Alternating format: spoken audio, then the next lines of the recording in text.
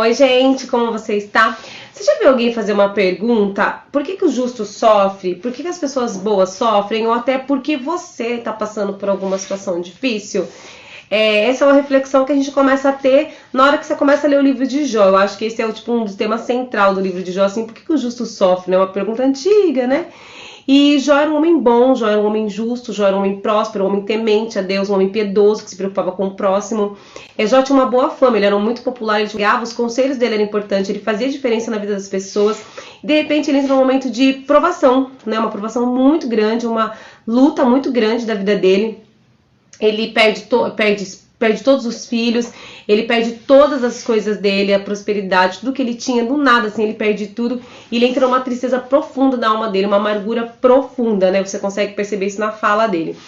E em alguns momentos ele começa a perguntar para Deus, ele fala, né, tentar questionar quando ele conversa com os amigos dele lá, fala, nossa, eu queria estar diante de Deus, que você falasse com Deus, ele me responderia, ele poderia me provar como ouro no fogo e eu seria aprovado, porque ele sabia que as coisas que ele fazia eram muito certas, então ele fala assim, por que eu tô passando tudo isso? Eu sou um homem muito justo, eu sou um homem muito bom, né? Ele tem essa conversa com Deus.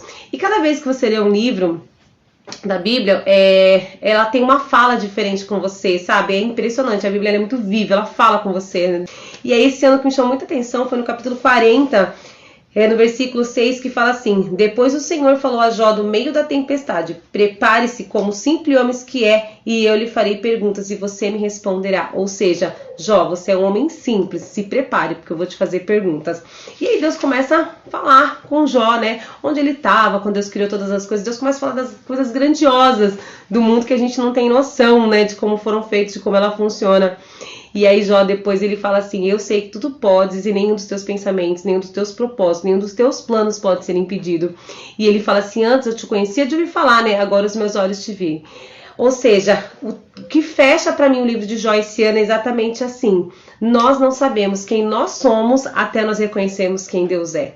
Né? Quando Jó ele olha para Deus, ele vê a grandeza de Deus, a soberania de Deus, todas as criações de Deus, tudo que Deus faz, tipo assim, ele nem pede para Deus mudar a história dele. Ele fala assim, eu vou colocar a mão na minha boca e não vou falar mais, porque ele reconheceu quem Deus é. Porque quando você reconhece quem Deus é, você reconhece quem você é. E mesmo na grande luta, na grande tribulação, você consegue adorá-lo e falar, Pai, os teus pensamentos são maiores e o importante é que o Senhor está comigo aqui, andando comigo, cuidando de mim no meio dessa aprovação.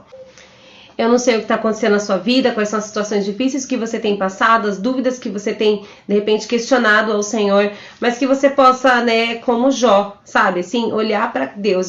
E aí depois que ele fala que os olhos dele viram, né, Deus de perto e reconhecer de uma maneira mais íntima, aí ele fala assim, por isso menosprezo a mim mesmo e me arrependo no pó e na cinza, porque quando a gente vê Deus, a gente se vê. Isso foi o que mais falou no meu coração. Eu falei, puxa vida, às vezes a gente olha só para as nossas atitudes, a gente olha só para os nossos acertos, a gente não vê os nossos erros, a gente não vê, de repente, às vezes, orgulho, arrogância, sabe? Aquelas coisas mais profundas da nossa alma, né? E aí quando Deus vem, assim, é como se colocasse um espelho diante de você e você pode reconhecer quem você é.